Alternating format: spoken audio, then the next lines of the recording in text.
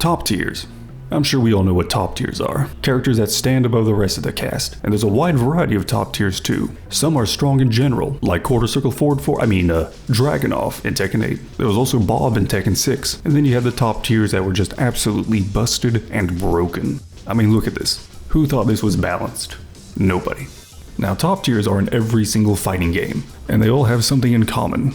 You know they exist. You can find information online about how good a character is, or even boot up a game and just play the character yourself. But there is a very unique case in Tekken. There is a top tier that you probably don't even know exists, let alone know how good they are. Because you cannot just boot up a game and play this character, and the only documentation online is tucked away in my channel. So why is this top tier unknown? There's 3 reasons. First is you have to play a character that is so niche, gimmicky, and complicated that only an insane person would try to go in depth with this character. Second is there is only a 1 in 56 chance of being able to play this character for 1 round. And third is that the only bum who knew about this kept it a secret and didn't tell anybody about it for 10 years for some reason. Oops, my bad. And the character I'm talking about is, of course, Mokujin, the best character. But wait, you might be thinking, this is a mimic character. Mokujin can just copy a top tier character and he becomes top tier, right? No.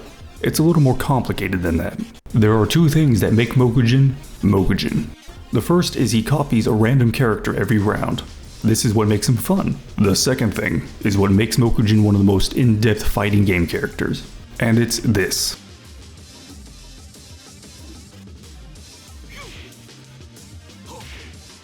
Mokujin has a static height. What this means is that his size does not change. And this little bit of reach flips everything upside down.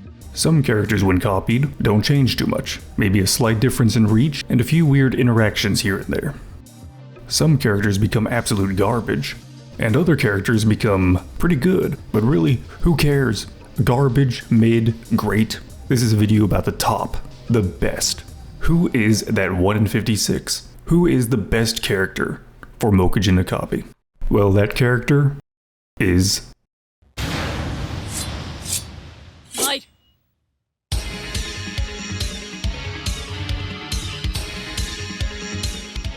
It's Kunimitsu, and I got the watermelon bikini outfit too, the best outfit. Jumping right into it, Mokujin has longer legs, longer arms, longer everything. Even the kunai. That's right, Mokujin's wood is longer and girthier than Kunimitsu's. So Mokujin has more reach in every way. But this also means he's bigger. That means he's a little easier to hit. But this is completely mitigated by the fact that he now has Kunimitsu's movement. If you combine this movement with the new longer reach, you have some of the best pokes, whiff punishment, and down forward 2. Oh my goodness, down forward 2. This move is 16 frames. And the best part about this down forward 2 is that it is -7 on block. It cannot be punished.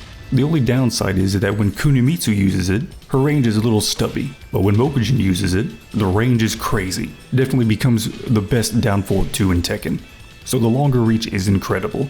Down forward 2, full crouch down forward 3, down forward 3 while standing 3, back 1. Kunimitsu's entire game plan and moveset just gets elevated to a new level, thanks to this increase in reach.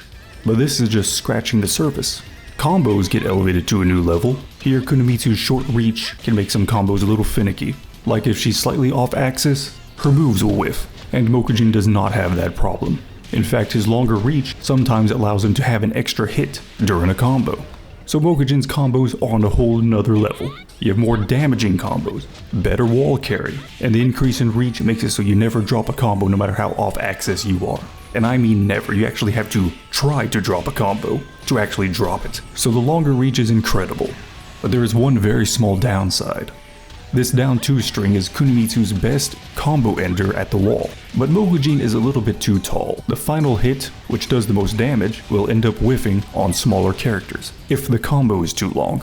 It will land on any other character in the game, but will whiff on smaller characters like Xiao Yu and Kunimitsu. So in other words, the only counterplay is if you play a character that is completely outmatched by Mokujin in every other way, in exchange for a little less wall damage. Wow. Mokujin's height also affects his full crouch down forward 3 combo. Mokujin is a little too tall to land the down 2. Well, what a shame. Looks like Mokujin will have to use an alternative combo, but surely this alternative is not incredibly overpowered and busted, right?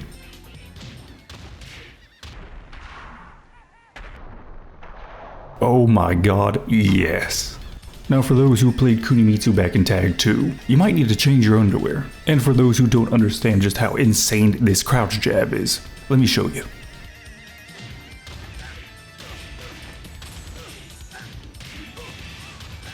Full crouch down forward 3 was already a really good move.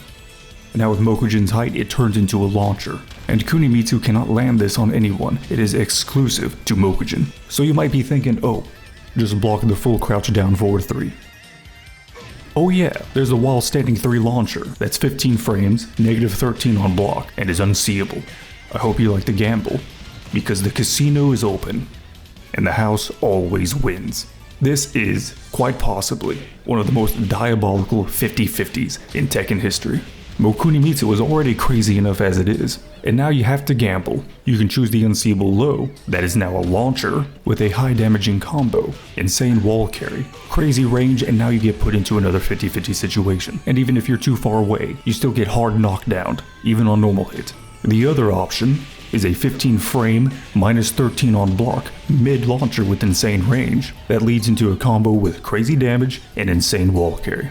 So flip a coin, and hope for the best. And if doing this 50-50 at the wall, if you land full crouch down forward 3, you want to do while standing 2. It flips them like a pancake, allowing down 2 to land.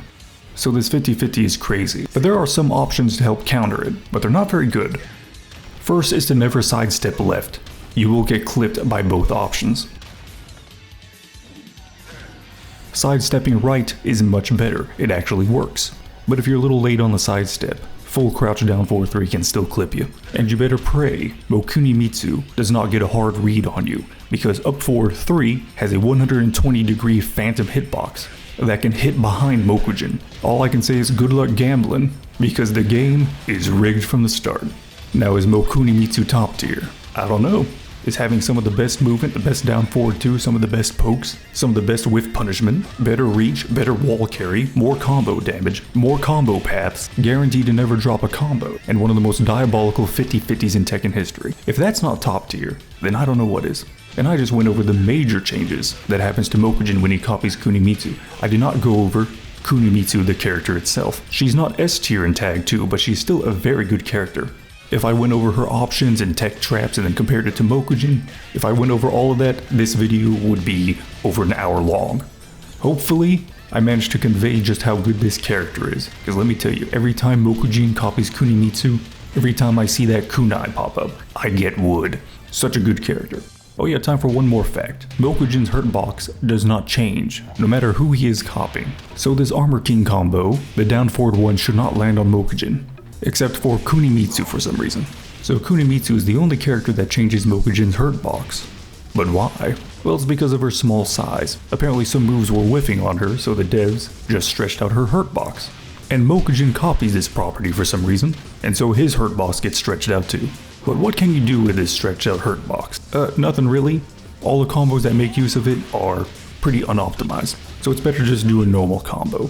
Even though his hitbox is stretched out, that doesn't mean he's the same size as a bear, or that bear combos will work on him. The only really useful combo is for Moku Ogre when he's doing his Waning Moon. So not very useful. So in short, the hitbox change really only affects the Moku cheeks and the Mokusi. That's a really good point to end the video on. Thanks for watching.